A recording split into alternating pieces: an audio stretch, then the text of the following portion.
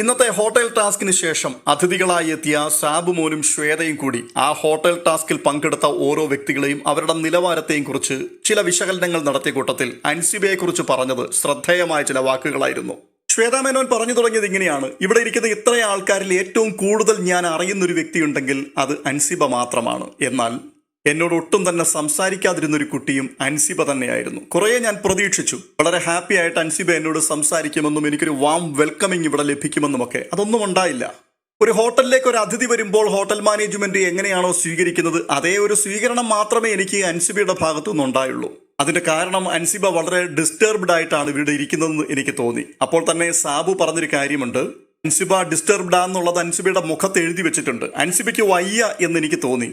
ഞാൻ ഗസ്റ്റായിട്ട് വന്നു കയറിയ ആദ്യ സമയം തന്നെ എൻ്റെ മനസ്സിലേക്ക് വന്നത് മെഡിക്കൽ റൂമിലേക്ക് ഒന്ന് വിളിച്ചു പറഞ്ഞാലോ അൻസിബ ചിലപ്പോൾ തളർന്നു വീഴുവാൻ സാധ്യതയുണ്ട്, അതുകൊണ്ട് ട്രീറ്റ്മെന്റ് നടത്തണം എന്ന് പറയണമെന്ന് എനിക്ക് തോന്നി.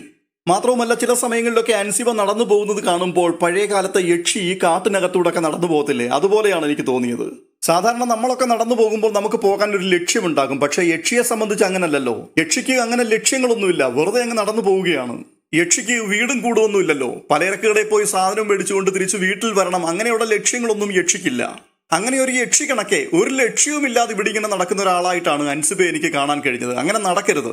വളരെ കൃത്യമായിട്ട് നോക്കി എവിടേക്കാണ് പോകേണ്ടത് എന്ന് മനസ്സിലാക്കി പലചരക്കുകടയിൽ തന്നെ ചെന്ന് കയറി അവിടുന്ന് സാധനം മേടിച്ചുകൊണ്ട് വീട്ടിൽ വരണം. ഇതൊരുമാതിരി പാട്ടിനകത്ത് കേൾക്കുന്നത് പോലെ നിലാവിന്റെ പൂങ്കാവിൽ നിശാഗന്ധി പൂത്തു എന്നുള്ള ആ പാട്ടിന്റെ വരികൾക്കൊപ്പം ഇങ്ങനെ നടന്നു പോകുന്നത് പോലുള്ളൊരു ഫീലാണ് അൻസിബയെ സംബന്ധിച്ച് തോന്നിയത്. ഇത് സാബുമോന്റെ വിലയിരുത്തലാണ്, അല്ലെങ്കിൽ ശ്വേതാ മേനോന്റെ വിലയിരുത്തലാണ്. എന്നാൽ ഈ ഷോ മുഴുവൻ കാണുമ്പോൾ നമുക്ക് തോന്നുന്നത് മറ്റു വേറെ ചില കാര്യങ്ങൾ കൂടിയുണ്ട്. അതായത് അങ്ങനെ ലക്ഷ്യമൊന്നുമില്ലാതെ യക്ഷി കണക്കെ വെറുതെ അങ്ങ് നടന്നു പോകുന്നു എന്നൊന്നും പറയാൻ പറ്റില്ല. വളരെ കൃത്യമായിട്ടുള്ള ചില ലക്ഷ്യങ്ങൾ അൻസിബയ്ക്ക് ഇവിടെ ഉണ്ട്. അതായത് ആ വീട്ടിൽ ഇത്ര ദിവസം നിൽക്കണമെന്നോ, അല്ലെങ്കിൽ ഫൈനൽ 5-ൽ കയറണമെന്നോ, കപ്പടിക്കണമെന്നോ അങ്ങനെയുള്ള ലക്ഷ്യങ്ങളൊന്നും അൻസിബയ്ക്കില്ല. ഇന്ന് പോകണമെന്ന് പറഞ്ഞു കഴിഞ്ഞാൽ ചിരിച്ചുകൊണ്ട് കയ്യും വീശി ഇറങ്ങിപ്പോകാനുള്ള ആ തയ്യാറെടുപ്പിൽ തന്നെയാണ് അൻസിബ ഇവിടെ നിൽക്കുന്നത്. പക്ഷേ അവിടെ നിൽക്കുന്ന സമയത്തിനുള്ളിൽ അവിടെ ചില ആൾക്കാരെ വളരെ കൃത്യമായിട്ട് ടാർഗറ്റ് ചെയ്ത് വെച്ചിട്ടുണ്ട്. അവർക്കിട്ട് നല്ല ഒന്നാം തരം പൊട്ടിരി കൊടുക്കണം. മാനസികമായി എത്രയധികം അവരെ തളർത്താൻ കഴിയുമോ അതിനുള്ള എല്ലാ സാധ്യതകളും ഒറ്റയ്ക്കിരുന്നു കൊണ്ട് ലക്ഷ്യം വെച്ചുകൊണ്ടേ ഇരിക്കുകയാണ്. ആരെയെങ്കിലും താൻ അടുത്ത് കൂട്ടുകയാണെന്നുണ്ടെങ്കിൽ ആ ലക്ഷ്യം പങ്കിട്ടാൽ അത് അക്സെപ്റ്റ് ചെയ്യുന്ന ആൾക്കാരെ മാത്രമേ താൻ തൻ്റെ അടുക്കലേക്ക് അടുപ്പിക്കുകയുള്ളൂ. അല്ലാത്തവരുമായിട്ടെല്ലാം ഒരകലം പാലിച്ചാണ് അൻസിബ അവിടെ നിൽക്കുകയും ചെയ്യുന്നത്.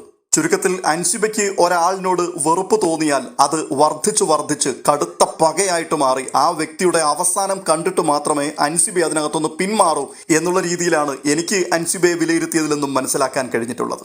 എന്തായാലും പവർ റൂമിനകത്ത് കയറിപ്പറ്റുകയും അതിനുശേഷം ഹോട്ടൽ മാനേജ്മെന്റിന്റെ ഒരു ഭാഗമായി മാറുകയും ചെയ്തതോടുകൂടി വല്ലാത്തൊരവസ്ഥയിലേക്കാണ് ഇപ്പോൾ അൻസിബ എത്തിച്ചേർന്നിരിക്കുന്നത്. ഊടുപാടെ പരിക്കും പറ്റിയിട്ടാണ് അതിനകത്തൊന്ന് പുറത്തിറങ്ങിയിരിക്കുന്നത്.